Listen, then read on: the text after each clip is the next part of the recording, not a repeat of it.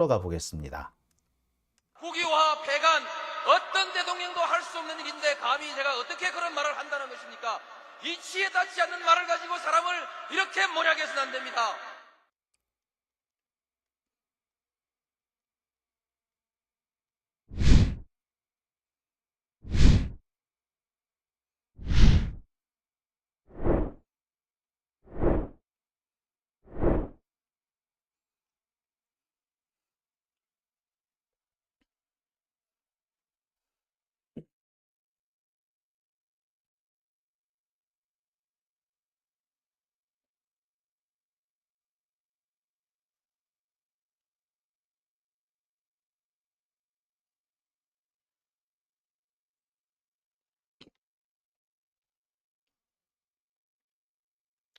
네, 오밤중의 뉴스 함께하고 계신 지금 시각 11시 26분 지나고 있습니다.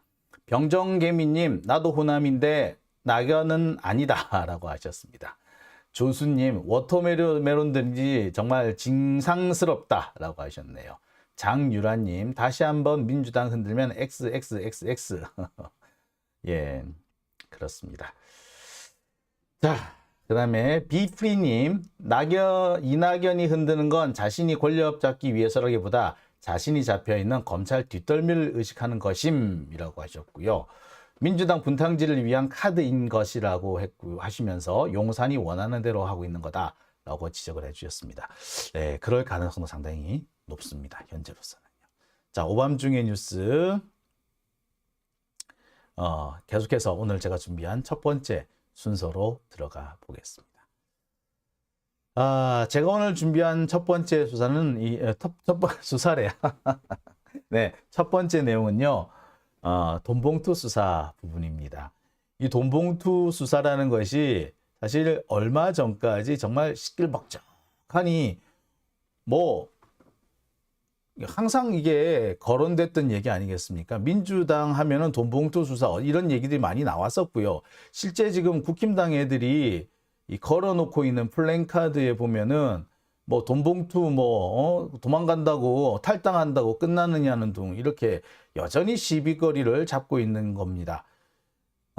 그리고 어제 쇄신의총에서도 이 돈봉투 사건에 이재명 대표가 제대로 대응하지 못해서 지금과 같은 상황을 맞았다라는 이런 헛소리를 찍찍 갈기는 자들이 있는데 참 사람들 참 못됐다 싶다는 생각이 들어요.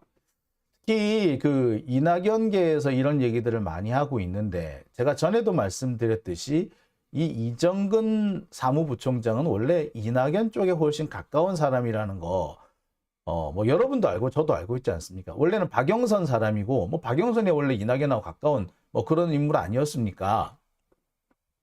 자, 그렇기 때문에 이정근을 이재명계라는 식으로 몰아가는 것은 아무리 봐도 어불성설이었습니다. 그럼에도 불구하고 지금 이낙연계, 소위 말하는 NY계라는 국회의원들은 이정근 사무부총장을 이재명 대표와 연관시키면서 이재명 대표가 제대로 대처하지 못해서 친과 같은 문제가 생겼다라고 몰아가고 있습니다. 그런데요, 이정근 사무부총장이 누구 사람이던가 누구와 더 가까웠느냐 그 내용을 얘기하기 전에 꼭 짚고 넘어가야 될 부분이 있습니다. 이 사람이 친명계인지 친낙계인지보다 중요한 것은 이게 과연 사실인가입니다. 돈봉투가 사실이었느냐는 거죠. 근데 지금까지 확인된 바로는요, 돈봉투가 사실이다 라고 할 만한 근거는 그닥 많지 않습니다. 제가 몇 번을 말씀드렸습니다만 이 JTBC에서 보도했다라는 그 음성 파일이 처음이자 끝이에요. 그 외에는 사실 다른 근거가 없습니다. 그런데 그 JTBC에서 보도했다는 그 음성 파일조차도 3번에 걸치니까 3일에 걸쳐서 각각 다른 사람들과 통화한 내용을 짜집기한 것이다라고 제가 분명히 말씀을 드렸죠. 이걸 가지고는 도저히 증거로 삼을 수가 없습니다. 한날 한시에 같은 사람하고 대화를 했어야지 그것이 돈 봉투의 증거가 될 수 있는데 각각 다른 날에 그리고 최대 한 일주일 정도 거리가 있는 시간차를 둔 그런 대화에서 그것도 대화 상대방이 다 다른데 그 대화를 하나씩 잘라 붙여서 돈봉투 의혹을 제기한다는 거.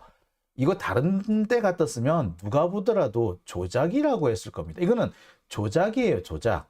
누가 보더라도 공작이거든요. 그런데 지금 언론이 모두 마비가 돼 있는 것 같습니다.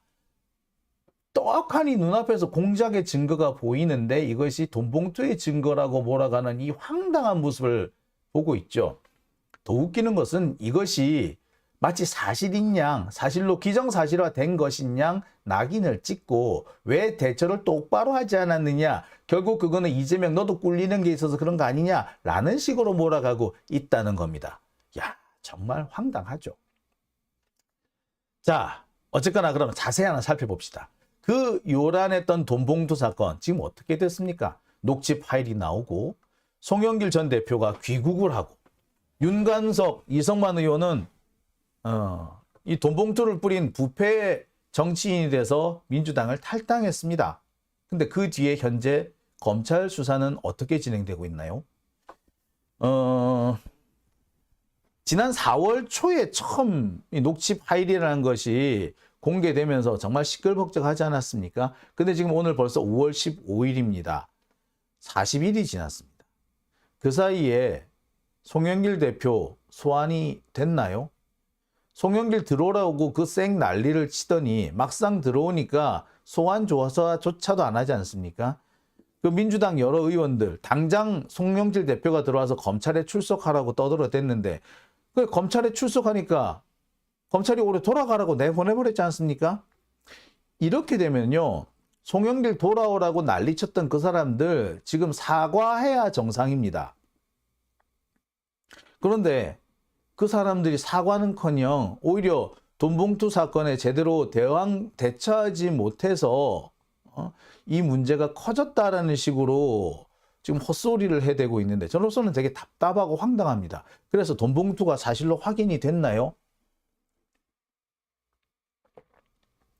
저는 당장 이 박광원 원내대표한테 묻고 싶습니다. 돈봉투 사건 사실로 확인이 됐나요? 검찰이 누구를 기소를 했습니까? 돈봉투로?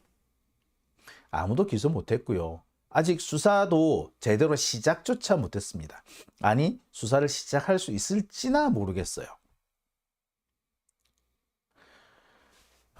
지금까지 확인된 거는요, 이정근 대표한테 누군가가 돈을, 사업가라는 박모 씨라는 사람이 돈을 건넸다는 것 부분만 확인됐습니다. 이 돈을 건넨 부분에 대해서도 이정근 대표는 정치 자금이나 뇌물이 아니라 돈을 빌린 것이거나 일부는 그 정상적인 후원금이었다라고 답을 하고 있어요.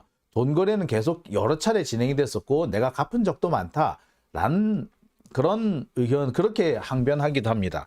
어쨌거나 이 부분에 대해서는 이정근 사무부총장의 입장이 크게 바뀌지 않고 있는 상황이에요. 이걸 뒤집을 수 있는 뭔가가 나왔나요? 안 나왔어요. 자, 이 과정에서 정말 이상한 일이 하나 벌어지죠. 지금 이정근 사무부총장을 변호하고 있는 사람이 누굽니까? 정철승 변호사예요. 제가 별로 좋아하지 않는 사람입니다. 예. 그 사람 되게 싫어해요, 솔직히 말하자면. 그 양반 툭하면 문재인 대통령 조금 되게 좀 적나라하게 좀 요구를 하기 때문에, 거친 언사로 요구를 하기 때문에 제가 별로 좋아하지 않습니다. 자, 어쨌거나 이 정철승 변호사가 갑자기, 여러분도 아시다시피 성희롱 사건에 휘말려 버렸어요. 갑자기 어떤 젊은 변호사가, 여성 변호사가 정철승 변호사가 있는 그 술을 마시고 있는 자리에 갑자기 떡같이 와서 앉아가지고는 대화를 했다라는 거예요. 이런저런 얘기하다 갔다는 거예요. 근데 그것이 어느 날 갑자기 성희롱 사건이 돼버렸던 거, 성추행 사건이 돼버렸던 거 아닙니까? 근데 지금 아시다시피 CCTV 이런 것 저런 것이 확인이 되면서 정철승 변호사가 다시 자신을 고소했던 그 변호사를 다시 맞고소한 상태가 돼 있죠. 그리고 그 과정에서 조선일보는 정철승 변호사를 아주 나쁜 놈으로 몰아갔어요. 자, 여러분 되게 묘하지 않습니까? 이정근 변호사를 변호해야 되는 정철승 변호사를 하필 그 시점에 누군가가 모함을 했다. 이거 전형적인 작전 아닙니까? 전형적인 이거 음모 아닌가요? 제가 뭐 정철승 변호사 좋아하진 않지만 아무리 봐도 음모는 음모 같아서 제가 이 부분을 명확하게 해드리는 겁니다. 자, 그렇다면 이 돈봉투 사건 수사는 과연 어떻게 진행이 되고 있는 걸까요? 제대로 진행은 되고 있는 건가요? 자, 지금까지 검찰은요, 돈봉투 사건에 대해서 제대로 된 브리핑 이런 거 별로 해본 게 없는 것 같아요. 제대로 된 진전이 있다는 얘기를 별로 안 해요. 오히려 이정근 노트라는 것을 슬그머니 흘리면서 자꾸 이 사안을 다른 데로 옮겨가려고 합니다. 주의를 다른 데로 돌리려고 하는 거죠. 눈길을 바꾸려고 그래. 시선을 바꾸려고 그러고 말을 자꾸 바꾸려고 그래. 말 돌리려고 그러는 거야. 이상하지 않습니까? 이쯤 되면은. 근데 이 이정근 노트 내용이라는 게 되게 황당무계합니다.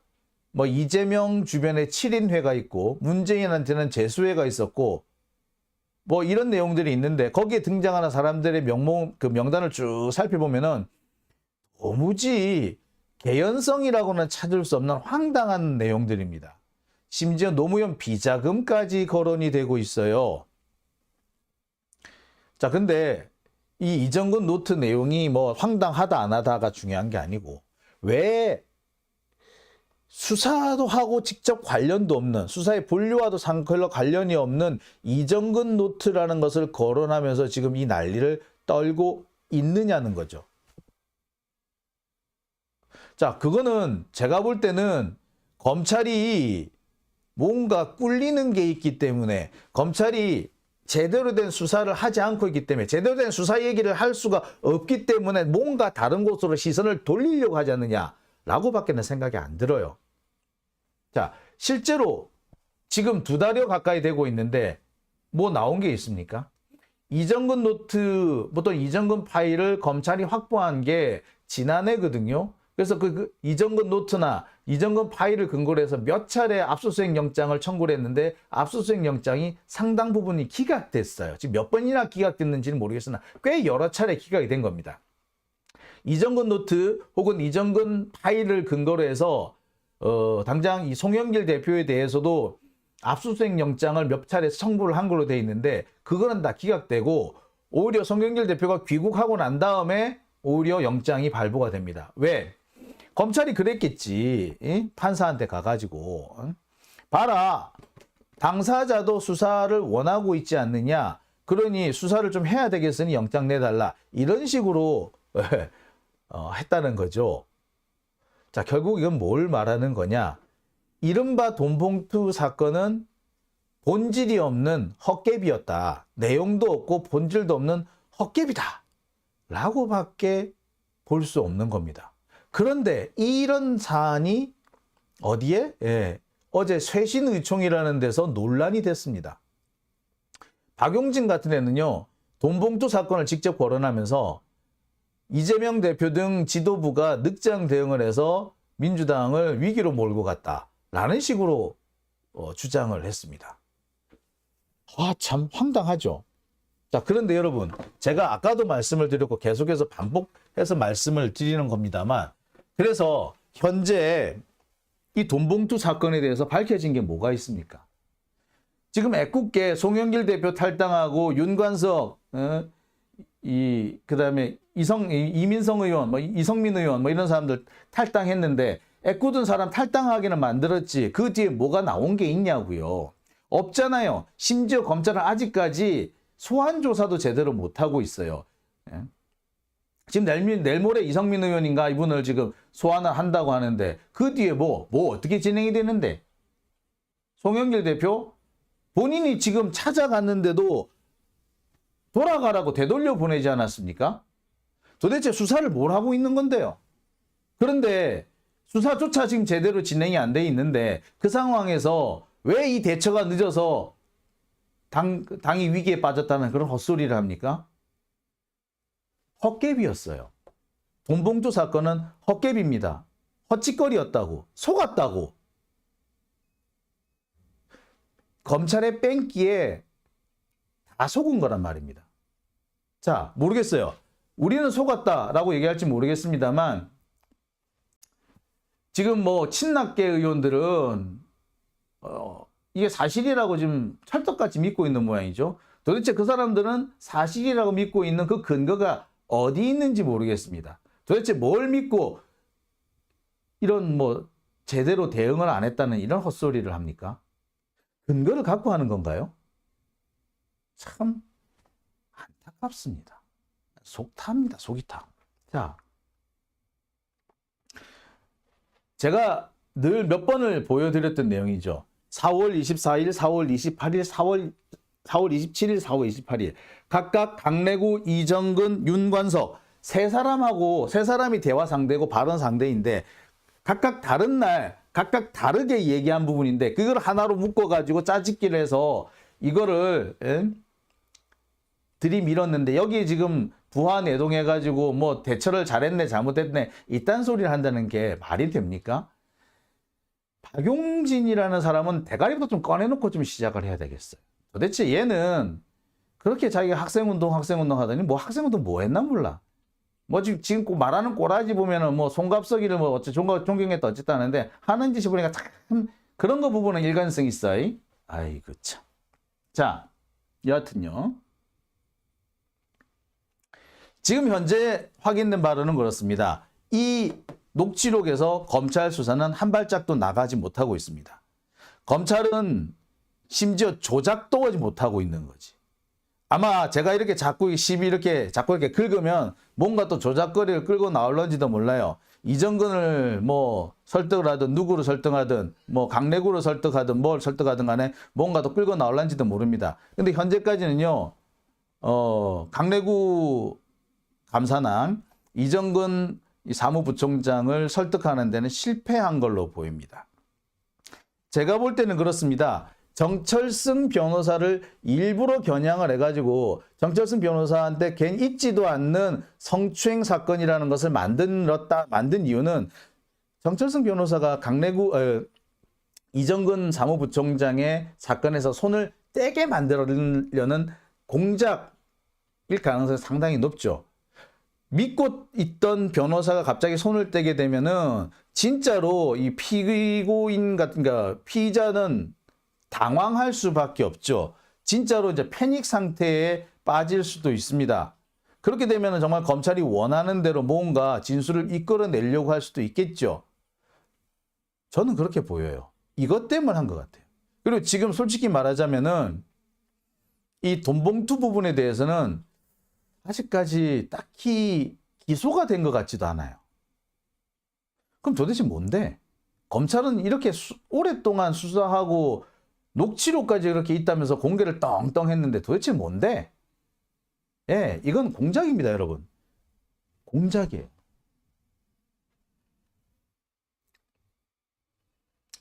자, 하지만 검찰은요, 이미 얻을 걸 다 얻어버렸습니다.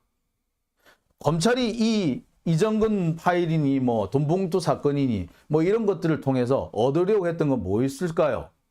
일단 그 사건이 벌어진 시점으로 돌아가 볼게요. 이정근 사무부총장이 맨 처음 비리 혐의로 잡혀간 거는 지난해예요. 자, 그리고 지금은 갑자기 감옥에 갇혀 있는 상황에서 돈봉투 사건이 터졌습니다.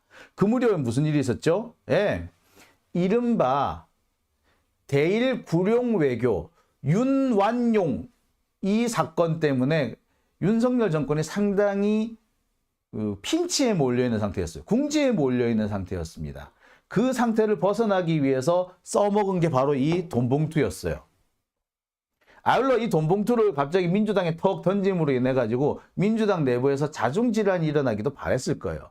아마 검찰은 이 이정근 사무부총장의 원래 색깔이 친낙계이기 때문에 이재명 대표 측에서 대대적으로 들고 일어나가지고 공격하지 않겠느냐라고 생각했을 것이고 이것을 견디다 못한 친낙계에서 또 대장동이니 뭐니 이런 거 물고 떨어지면서 사건을 희한하게 몰고 가려고 했을 거라고 생각했을 것 같아요. 아마 검찰은 여기에서 아마 대장동 사건 수사 혹은 재판의 원동력을 다시 확보하려고 했을지도 모르겠습니다. 하지만 생각대로 되지 않고 이재명 대표 측에서 이를 물지 않았죠. 그랬더니 이번에는 누가 이걸 덥석 물었다? 예, 친낙계가 물었죠. 그러면서 왜 여기에 똑바로 대처 못하느냐? 여기에 대처를 제대로 못하는 것은 이재명 네가 굴린 게 있어서 그런 게 아니냐라는 식으로 물고 나오는 거죠. 어쨌거나 결론은 검찰은 얻을 것 다 얻었다. 위기에 몰린 윤석열 정권을 구하는 데도 성공했을 뿐만 아니라 민주당 내 자중질환을 일으키는 데도 성공했다. 뭐 이제는 사건 수사가 어떻게 되든 말든 크게 중요하지 않을 수 있어요. 오히려 검찰은 여기서 적절하게 크게 욕 안 먹고 빠져나가는 게 자신들이 더 바라는 것일 수도 있습니다. 얻을 건 다 얻었으니까. 제가 볼 땐 그렇습니다. 현재 검찰은 탈출구를 모색하고 있다. 검찰이 원하는 탈출구라는 건 뭐 사실 좀 뻔해요. 사건 수사, 뭐 수사가 잘 안 됐을 때, 아니 애시당초에 수사가 안 될 수밖에 없는 건이 있으면 이 건에서 빠져나가는 방법은 두 가지가 있습니다. 그냥 시간을 끌어요. 한 1년쯤. 그래가지고 슬그머니 다른 사람들의 관심이 사라질 때쯤에 그냥 적절히 그냥 마무리 짓는 게 한 가지 방법입니다. 또 다른 방법은요. 필요할 때 이렇게 질질 시간을 끌고 있다가 필요할 때 다시 한번 우려먹기를 하는 방법도 있죠. 또는 탈출을 위해서 탈출구, 비상구를 확보하기 위해서 적절하게 별건을 꺼내드는 방법도 있습니다. 본건에서는 성과를 못 얻었지만 별건에서 중요한 걸 잡아냈다라는 식으로 하면서 사건을 마무리 짓는 거죠. 재판에는 둘 다 겁니다. 본건, 별건 다 겁니다. 근데 본건에서는 대체로 보면 무죄가 나오고 별건에서 유죄가 나오는 그런 경우가 많죠. 그렇게 끝나버릴 가능성이 현재로서는 매우 높습니다. 제가 한동훈하고 싸우고 있는 사건도 사실 마찬가지예요. 제가 오늘 판결문을 이제 결국 받았거든요. 받아서 확인해 보니 되게 황당해요. 보통 승패가 갈리는 사건에서 뭘로 이 승패가 많이 갈리는지 확인하느냐 하면은, 그러니까 일부 승소, 일부 패소 뭐 이렇게 나온 경우에 결국엔 누가 이겼느냐, 또 몇 퍼센트 이겼느냐를 어떻게 가늠하느냐 하면은, 뭐 항상 그런 건 아닙니다만, 소송 비용을 누구가 부담하느냐, 소송 비용 부담 문제가 나옵니다. 지금 같은 경우 제가 한동훈과 싸운 이 사건 같은 경우에 소송 비용의 90%는 한동훈이 물게 돼 있어요. 10%만 제가 냅니다. 결국 뭐다? 90% 제가 승소한 거죠.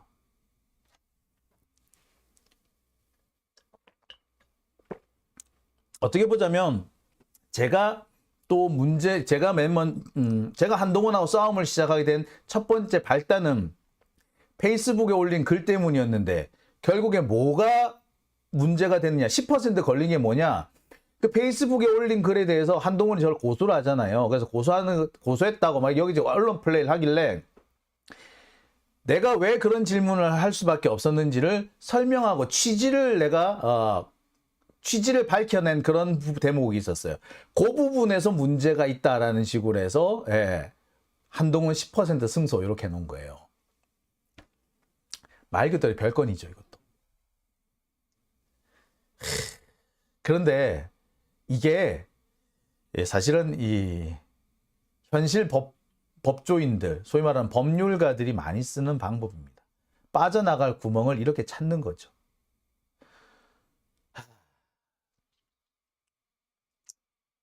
드러나는 것은 1,000만 원 손해배상해라 이지만 내용을 싹 까뒤집어 보니까 90%는 이기고 10%진 거였던 거지.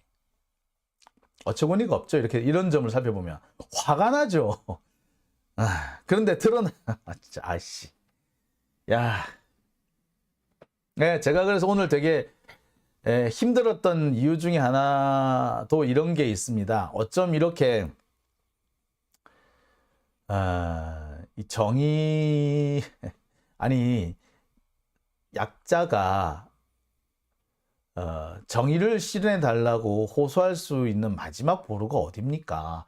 법원이잖아요. 근데 법원에서조차 이런 식으로 하면 도대체 서민들은 어디 가서 자신의 권리를 보호받습니까? 참 뭐 답답하기 이를 데 없네요. 자, 어쨌거나 지금 이 검찰의 행보는 그렇습니다. 이 돈봉투 사건에서 탈출구를 모색하고 있다. 예. 수사는 거의 진전이 되지 않고 있고요. 검찰이 찾을 수 있는 탈출구라는 것은 별건으로 시비를 거는 겁니다. 그래서 별건으로 뭔가 시비 걸 수 있는 것을 찾아내 가지고 그거 가지고 결국 사건을 기소하고 마무리 지으려고 할 거예요. 이게 지금 검찰이 할 수 있는 거의 유일한 선택지가 아닌가라는 생각이 드네요. 자, K90님, 별건 없애야 합니다라고 하셨습니다. 아, 그럼요. 별건 수사 이런 거 없애야 정상이죠. 예. 백두산님, 검사직을 탄핵합시다. 예, 검사 탄핵을 해야 합니다. 그래야지 적어도 별건 수사 이런 짓을 못하게 막을 수가 있어요. 지금 같은 경우 이 별건 수사라는 것이 뭐 거의 뭐 상시화, 뭐 상습화돼 있어요. 버릇이에요, 버릇 검찰에. 그래서 별건 수사 못하게 한다라는 그런 지침이 나오니까 검사들이 난리가 났어. 안 된다고. 수사 어떻게 하라냐고. 아니, 별건 수사를 하지 말라 그랬지. 수사를 하지 말랬나? 근데 별건 수사를 못하면 수사를 못하는 거다. 라는 식으로 주장을 하는데 기가 막힙니다. 근데 여러분, 이들이 왜 이런 헛소리를 하는지 이유는 여기서 나오는 거죠.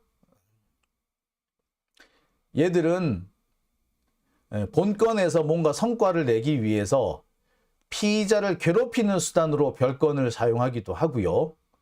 또 본건에서 끝끝내 선거가 나오지 않았을 때 본건을 슬그머니 구렁이 담 넘어가듯이 끝내기 위해서 별건을 사용하기도 합니다. 얼마나 유용한 방법이야. 그러니 이 별건 수사라는 걸 내려놓고 싶겠습니까? 하지만 우리는 반드시 이 별건 수사 못하게 막아야겠죠. 제도적으로 만들어야 합니다. 자, 오밤중의 뉴스 제가 준비한 첫 번째 순서는 여기까지입니다. 이어서 두 번째 순서로 넘어가 보겠습니다.